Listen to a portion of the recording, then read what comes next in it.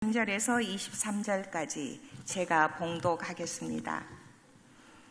왕이여, 정오가 되어 길에서 보니 하늘로부터 해보다 더 밝은 빛이 나와 내 동행들을 둘러 비추는지라. 우리가 다 땅에 엎드러짐에 내가 소리를 들으니 히브리 말로 이르되 사울아 사울아 내가 어찌하여 나를 박해하느냐. 가시체를 뒷발질하기가 내게 고생이니라. 내가 대답하되 주님 누구시니까? 주께서 이르시되 나는 내가 박해하는 예수라. 일어나 너의 발로 서라. 내가 내게 나타난 것은 곧 내가 나를 본 일과 장차 내가 내게 나타날 일에 너로 종과 증인을 삼으려 함이니 이스라엘과 이방인들에게서 내가 너를 구원하여 그들에게 보내어 그 눈을 뜨게 하여 어둠에서 빛으로 사탄의 권세에서 하나님께로 돌아오게 하고 죄사함과 나를 믿어 거룩하게 된 무리 가운데서 기업을 얻게 하리라 하더이다. 아그리빠 왕이여, 그러므로 하늘에서 보이신 것을 내가 거스르지 아니하고 먼저 다메섹과 예루살렘에 있는 사람과 유대의 온 땅과 이방인에게까지 회개하고 하나님께로 돌아와서 회개에 합당한 일을 하라 전함으로 유대인들이 성전에서 나를 잡아 죽이고자 하였으나 하나님의 도우심을 받아 내가 오늘까지 서서 높고 낮은 사람 앞에서 증언하는 것은 선지자들과 모세가 반드시 되리라고 말한 것밖에 없으니 곧 그리스도가 고난을 받으실 것과 죽은 자 가운데서 먼저 다시 살아나사 이스라엘과 이방인들에게 빛을 전하시리라 함이니라. 이렇게 아침 일찍 찬양한다는 게 참 어려운 일인데 또 우리 예번융창단 주중에도 연습을 하고 아침 일찍 일부 예배를 섬겨주시는데 너무나 감사합니다. 다시 한번 우리 건강하시라고 격려박수 한번 하겠습니다. 네. 오늘 하루도 우리 신실하신 하나님의 은총이 여러분과 여러분 가정 가운데 넘치기를 주님의 이름으로 축원합니다. 오늘 우리가 이제 26장으로 사도행전을 넘어오게 되었는데요. 오늘 26장 말씀은 바울이 로마 총독인 베스도 앞에서 그리고 이 아그리빠 유대의 왕 분봉 왕이었던 아그리빠 2세 앞에서 자신을 이제 변론하는 장면입니다. 자신이 지금 재판을 받는 이유는 하나님이 자신의 조상들, 유대인의 조상들에게 약속하신 그 부활의 소망 때문이라고 자신의 변론을 지금 밝히면서 자신의 삶 가운데 인생의 가장 중요했던 터닝 포인트, 회심 때의 사건, 그 사건을 지금 많은 사람들 앞에서 법정에서 간증처럼 고백을 하고 있는 장면입니다. 그 간증 가운데 바울은 아주 인상 깊었던 하나의 장면을 지금 인용을 하고 있는데요. 바로 다메섹으로 가던 그 길가, 그 길 위에서 부활하신 예수님을 만났던 사건을, 그 순간을 지금 그 재판장 앞에서 많은 이들에게 이야기를 하고 있습니다. 그런데 그 장면에는 조금 독특한 하나의 환경, 하나의 예화가 등장하고 있는데요. 당시의 농사의 배경을 조금은 이해해야 합니다. 여러분 어릴 적에 또 여러분이 자랄 시절에 다들 소를 가까이 보셨지요? 예, 집에 다 소 한 마리씩 있지 않았습니까? 여러분 중에서는 직접 소를 또 몰아보신 분들도 계실 텐데요. 우리나라의 농부들은 이 소를 어떻게 길들이고 어떻게 소몰이를 합니까? 소의 코에 이 꽃두레를 뚫습니다. 소가 어릴 때에 꽃두레를 뚫어서 거기에서 연결을 한 후에 새 꽃비를 이렇게 쥐고 있습니다, 농부가. 그래서 소가 다른 방향으로 가게 할 때에 그 꽃비를 당기면 이제 소가 코가 아프기 때문에 방향을 이리 잡는 그러한 게 우리나라의 소몰이 방법이었습니다. 그런데 예수님 당시에 이 팔레스타인 지역의 농부들의 방식은 소몰이의 방식이 우리나라와는 조금 달랐습니다. 오늘 본문에 등장하고 있는 가시채라는 막대기가 하나 등장하는데요. 이 가시채를 사용하여 소몰이를 하였습니다. 이 가시채는 긴 막대기입니다. 한 1m에서 2m 사이 되는 그 막대기 가장자리 끝부분에 아주 뾰족한 쇠나 아니면 동물의 뼈로 만든 촉을 하나 답니다. 그래가지고 소가 말을 안 듣거나 소가 멈춰서려고 할 때 그 가시채를 가지고 소의 엉덩이나 아니면 허벅지를 이렇게 찌르는 겁니다. 그러면 소가 그 통증 때문에 일을 안 하려다가도 일을 하게 되고 다른 방향으로 가더라도 그 찔림 때문에 방향을 새로 잡는 그러한 방법이었습니다. 우리나라의 소의 그 꽃들에는 농부가 원하는 방향으로 오른쪽, 왼쪽으로 제어하는, 영어로 표현하면 스티어링, 이러한 좀 기능이었다면 이 팔레스타인 지역의 소몰이 방법은 가시채를 사용하여서, 그 막대기를 사용하여서 소가 일을 하지 않고 멈추려 할 때, 혹시 방향이 틀어질 때 앞으로 나아갈 수 있도록, 추진할 수 있도록 드라이빙을 하는 그러한 목적으로 소몰이를 하였습니다. 그런데 훈련되지 않은 소일수록, 혹은 고집이 센 소일수록 이 가시채를, 엉덩이를 찌르는 것을 참지를 못합니다. 그래가지고 뒷발로 그 가시채 막대기를 막 걷어차려고 뒷발질을 합니다. 그러면 소는 어떠한 결과를 초래하겠습니까?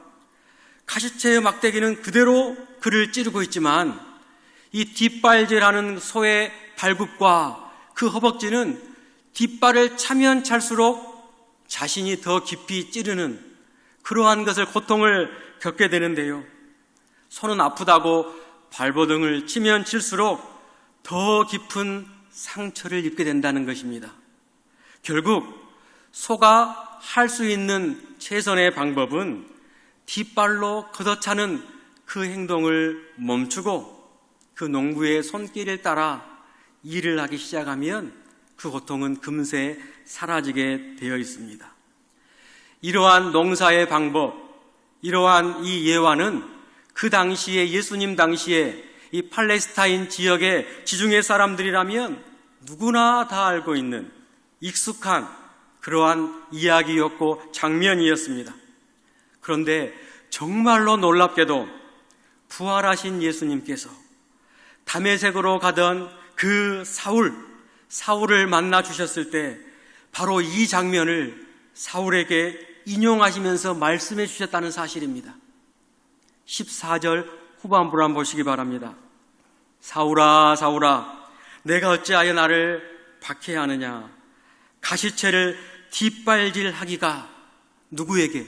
사울, 내게 고생이니라 라고 예수님께서 직접 말씀해 주셨습니다.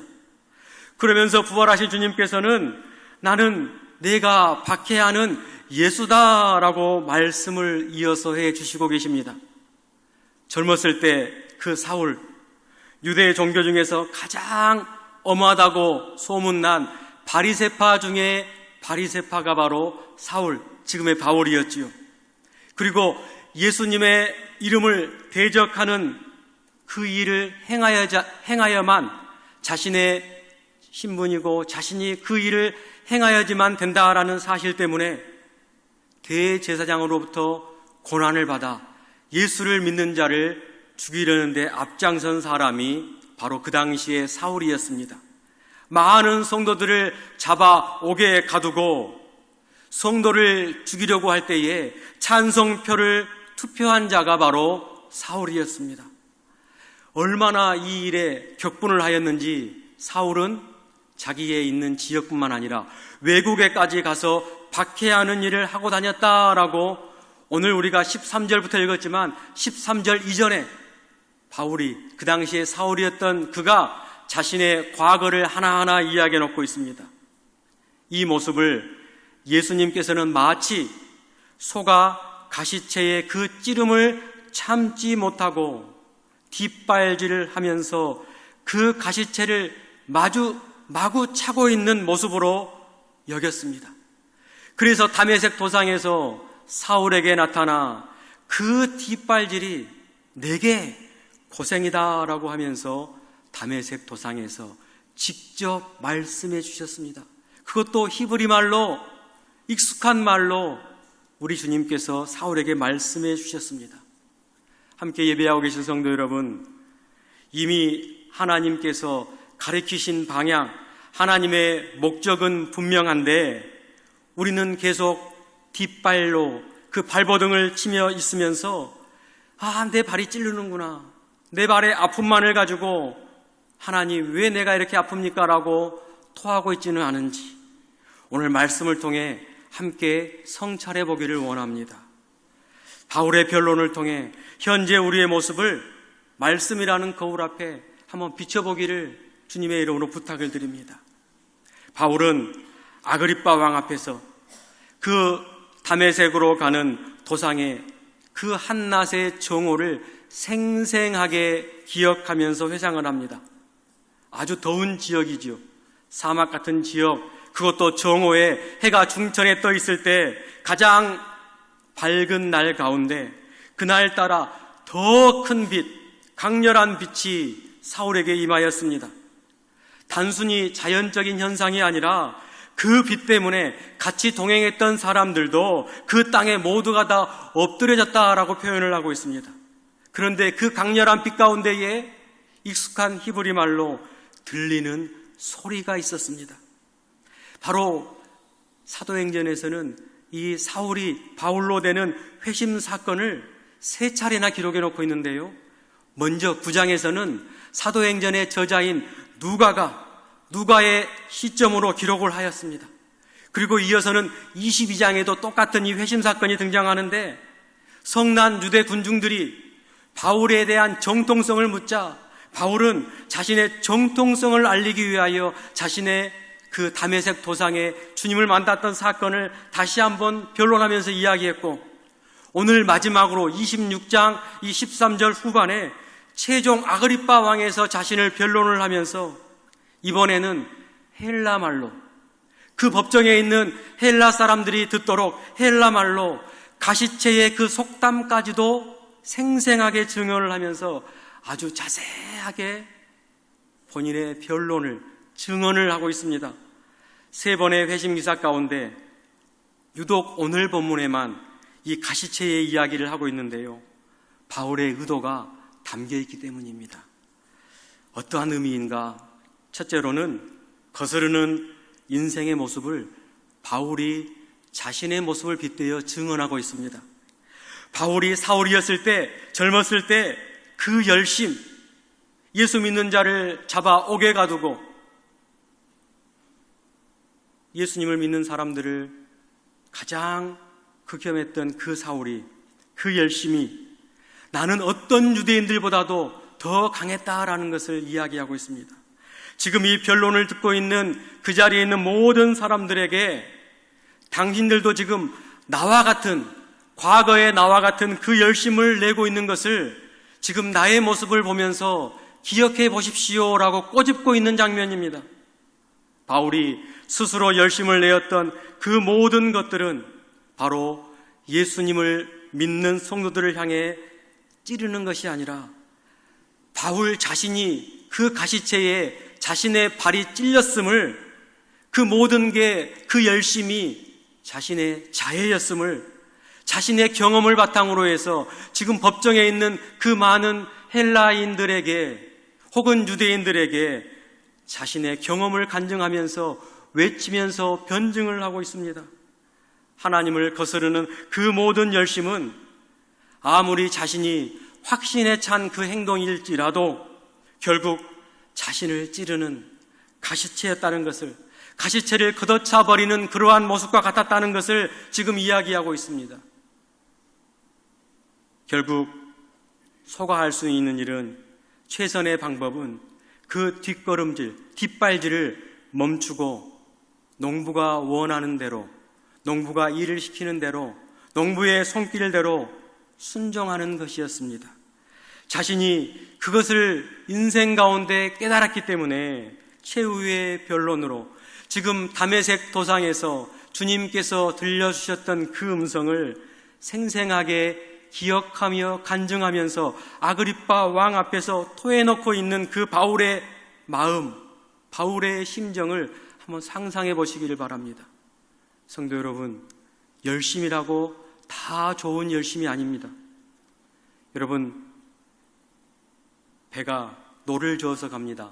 배를 노를 저을 때 아무리 힘차게 노를 많이 저어도 방향의 키, 조타가 없다면, 방향의 키가 없다면 배는 전혀 다른 곳으로 향해 버립니다. 오히려 노를 더 세게 저으면 세게 저을수록 엉뚱한 방향으로 더 빨리 가게 되어 있는 게 이치입니다. 바울의 과거가 이랬다라는 것입니다. 자신이 그렇게 살았다라는 것입니다. 힘은 최고조였지만 방향키가 없었기 때문에, 무엇이 진리인지를 몰랐기 때문에 열심을 내면 낼수록 하나님을 대적하는 일이 되었고, 열심을 내면 낼수록 자신의 발만 아팠던 가시채를 찌르는 경험을 하였다라고 간증을 하고 있는 것입니다. 그것이 바울에게 오늘 주님께서 말씀하신 것처럼 고생이었습니다. 고생. 둘째는, 그러한 바울에게 하나님께서는 종과 증인의 삶을 부여해 주셨습니다. 자신의 삶을 지금 증언하고 있는 가운데 자신은 과거에 그랬지만, 하나님을 거스리는 인생이었지만 하나님께서 그 자리에 종과 증인으로서의 삶을 다시금 부여하였다라고 말씀하고 있습니다. 그 강렬한 빛 가운데 엎드려진 바울은 하나님께 질문을 던집니다. 그 소리를 낸 사람이 누구입니까? 주님 누구시니입니까? 돌아온 대답은 아주 간결하고 분명했습니다. 나는 내가 박해하는 예수라.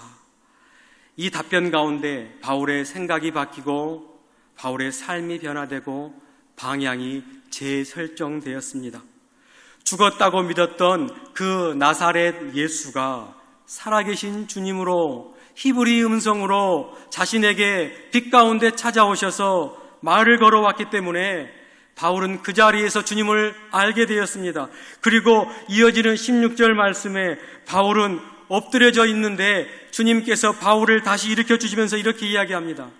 일어나 너의 발로 서라. 그리고 바울에게 분명한 목적을 말씀해 주십니다. 내가 내게 나타난 것은 너로 종과 증인을 삼으려 함이니. 하나님의 목적은 먼저 종을 삼고자 하였습니다. 여기서 종으로 번역된 단어는 배에 노를 젓는 하급 선원을 가리키는 단어를 사용하고 있는데요, 헬라어 가운데는 종이라는 단어의 표현이 참 많이 있습니다. 대표적으로 몇 가지만 말씀해 드리면, 대표적으로 대중적으로 쓰이는 단어가 둘로스라는 단어입니다. 그냥 일반적인 노예, 종입니다. 그래서 바울도 많은 서신서 가운데 예수 그리스도의 종 바울은 나는 둘로스입니다, 노예였습니다 라고 할 때에 그 종, 그리고 또한 분주하게 섬기는 실무적인 봉사자를 이야기할 때 쓰이는 다이나코스, 다이코노스, 이 종이 있습니다. 그래서 직분을 가리킬 때 우리 교회의 직분들은 다 디아코노스, 바로 이 종의 단어를 사용하고 있고, 또 어린 종을 나타내는 단어로 파이스라는 단어가 있는데요, 백부장의 종 할 때 그 종은 또 이 파이스, 어린 단어입니다.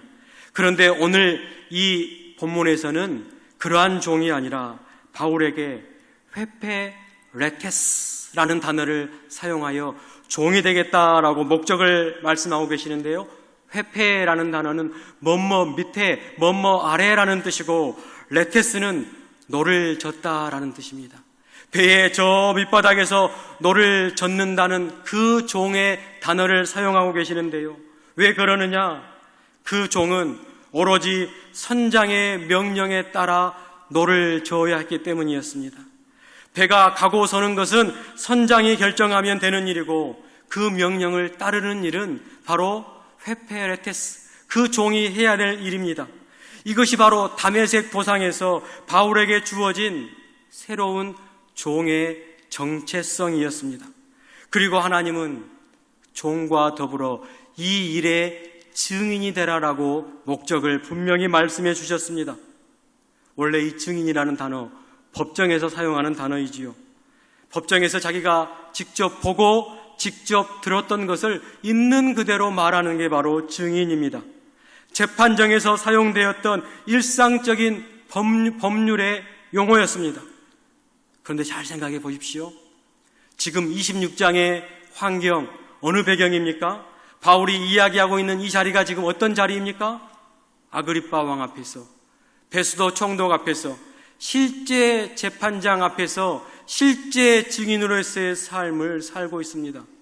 다메섹에서 주님께서 너로 하여금 종과 증인의 삶을 살게 하려는 목적이었다라고 밝혀주신 대로 실제 법정에서 바울은 그 말씀대로 증인이 되어 서 있습니다. 주님께서 다시 일으켜 세우셔서 목적을 부여했는데 그 목적이 현실로 되어가고 있습니다. 사랑하는 성도 여러분, 은혜는 이렇게 찾아옵니다. 우리가 저항하는 그 자리에서, 우리가 때로는 불순종하는 그 자리에서 다시 일으켜 세워주심으로 말미암아 새로운 사명을 주시는 게 하나님의 은혜입니다. 그래서 17절과 18절은 종과 증인된 바울에게 사명문과 같은 말씀을 하고 계시는데요, 우리 함께 나에게 주신 말씀으로 우리 17절과 18절은 함께 한 목소리로 읽어보겠습니다. 시작. 이스라엘과 이방인들에게서 내가 너를 구원하여 그들에게 보내어 그 눈을 뜨게 하여 어둠에서 빛으로, 사단의 권세에서 하나님께로 돌아오게 하고 죄의 사함과 나를 믿어 거룩하게 된 무리 가운데서 기업을 얻게 하리라. 아멘. 여러분의 삶 속에서 주님의 은혜가 임함으로 말미암아 종과 이 증인의 삶을 살아가시기를 소망해 봅니다. 마지막 세 번째는 이제 거스르지 않는 인생의 모습을 바울이 증언하고 있습니다. 오늘 우리가 읽은 본문의 가장 핵심입니다.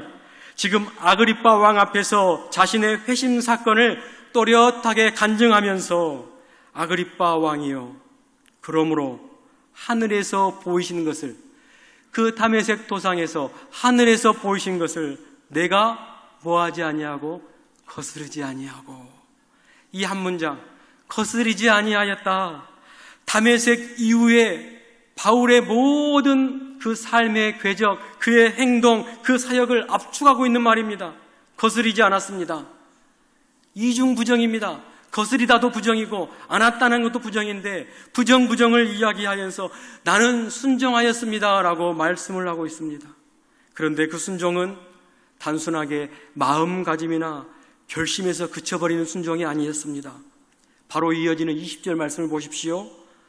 다메섹에서 시작해서 예루살렘으로, 유대 온 땅으로, 그리고 마침내 이방 땅까지 실제로 바울은 그의 발로 걸어간 길을 지금 아그리빠 왕 앞에서 간증하고 있습니다. 지도 위에서 구체적으로 그려지는 여정을 이야기하고 있습니다. 성도 여러분, 나무의 나이테를 여러분 잘 아시죠?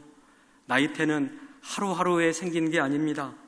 어느 해는 비가 넉넉히 내리고 어느 해는 가뭄이 있지만 나이테가 그 가뭄과 그 해갈로 통하여 하나하나 매년 하나씩 생겨진 게 나이테입니다. 나무는 나이테를 한 해마다 생기면서 그 자리를 이탈하지 않았습니다. 화려한 날에도 혹은 메마른 날에도 모든 걸 다 끌어안은 채 그 자리에서 묵묵히 나이테를 쌓아간 게 바로 나무의 나이테입니다. 그 결과가 쌓이고 쌓이면 커다란 줄기, 나무의 원통이 되고 나무의 몸통이 된 것입니다. 지금 다메섹 사건이 사울, 그 당시의 사울, 지금 바울의 인생에 심겨진 하나의 묘목이었다면 거스리지 아니하고 그 이후에 거스리지 아니했던 고백은 그 묘목이 심근 이후에 여러 세월 동안 여러 가지의 이유가 있었지만 고난도 있고 어려움도 있었지만 겹겹이 쌓아온 나이테와 같음을 지금 바울은 이야기하고 있습니다. 세 차례의 전도 여행을 지도를 다니면서 하나하나 표기해 가면서 전도 여행을 했습니다. 다시는 도시마다 교회를 개척하고 세웠습니다. 눈물로 써내려간 서신서들이 많이 있습니다. 그런데 이것이 모든 게 바로 사도 바울의 나이테였다라고 이야기를 합니다. 그런데 이 나이테는 단순하게 결코 순탄한 날씨 속에서만 새겨진 것이 아님을 우리가 기억하시기를 바랍니다. 왜냐? 이 바울은 고린도 후서 11장에 보면 자신의 지나온 세월들을 회상하면서 이렇게 고백을 하고 있는데요. 매를 맞고 옥에 갇히고 죽을 뻔한 위험을 여러 차례 넘겼으며 광야와 바다에서 그리고 동족과 이방인들 가운데 끊임없이 나는 위험을 당했다라고 이야기를 하고 있습니다. 순종은 고난이 없는 상태를 가리키는 말이 아닙니다. 오히려 순종은 고난이 있음에도 하나님께서 드라이빙, 가시체를 가지고 전진하게 하면 전진하는 것이 순종입니다. 우리는 종종 회심을 인생의 최고의 감격의 순간으로, 주님을 만났던 순간을 내 인생의 최고의 명장면으로 우리는 떠올릴 때가 쉽습니다. 그래서 이 문제만 해결되면, 이 병만 고쳐주시면, 눈물로 기도하고 헌신했던 다짐들, 우리는 그날 밤 그 사건을 우리는 생생하게 기억합니다. 그러나 진짜의 순종과 신앙은 그날 이후부터의 삶임을 기억하시기를 바랍니다. 여러분의 다메섹 사건은 언제였습니까? 처음 예수님을 인격적으로 만났던 순간, 눈물로 헌신했던 순간, 다짐했던 그날이 우리 모두에게는 있을 것입니다. 그런데 오늘 여러분들에게 다시 묻고 싶습니다. 그날 이후 오늘까지 여러분의 나이테는 어떤 모양으로 생겨지고 있는지, 곱고 단단하게 쌓여왔는지, 아니면 중간중간에 방향이 뒤틀리고 흔적이 남아있는지, 오늘 또 하나님은 우리 가운데 찾아오셔서 화려한 그 감격의 순간보다 묵묵히 자리를 지키며 나이테를 쌓아가는 그러한 순종의 삶을 원하시고 계십니다. 그것이 바울의 표현으로 한다면 거스리지 않은 삶, 하루하루가 모여 바울의 인생이 되었고, 지금 재판정에서 간증처럼 말할 수 있는 거스리지 않는 인생을 바울은 이야기하고 있습니다. 오늘 아그리파 왕 앞에 선 바울 모습, 바로 오늘 우리가 말씀 앞에 거울로 우리의 모습을 들여다보는 사건입니다. 지금 이 순간 우리 각자의 삶 가운데 혹 하나님을 향하여 뒷발질을 하고 있지는 않은지, 그 저항이 하나님을 이기는 것이 아니라 오히려 나 자신을 더 깊이 찌르고 있는 것임을 깊이 새기며 예배의 자리에서 그 뒷발질이 있다면 멈추기를 주님의 이름으로 부탁을 드립니다. 그리고 이미 주님의 은혜로 다시 일으키심을, 세움을 받은 분이 계시다면 이제는 주님이 부르셨던 그 단 하루의 감격, 그날로 끝내지 마시고 종으로서 순종하시기를 바라고, 증인으로서 담대히 전하시기를 바라며 하루하루의 삶 가운데 거스리지 아니하는 삶으로 살아가시기를 주님의 이름으로 축원합니다. 바울은 다메섹에서 만난 그 빛을 일평생 몸으로 살아낸 인물이었습니다. 오늘 우리도 각자 만난 그 은혜의 빛을 남은 인생 동안 거스리지 않고 살아내는 우리 여천중앙의 성도님들이 다 되시길 주님의 이름으로 축원합니다. 기도하겠습니다.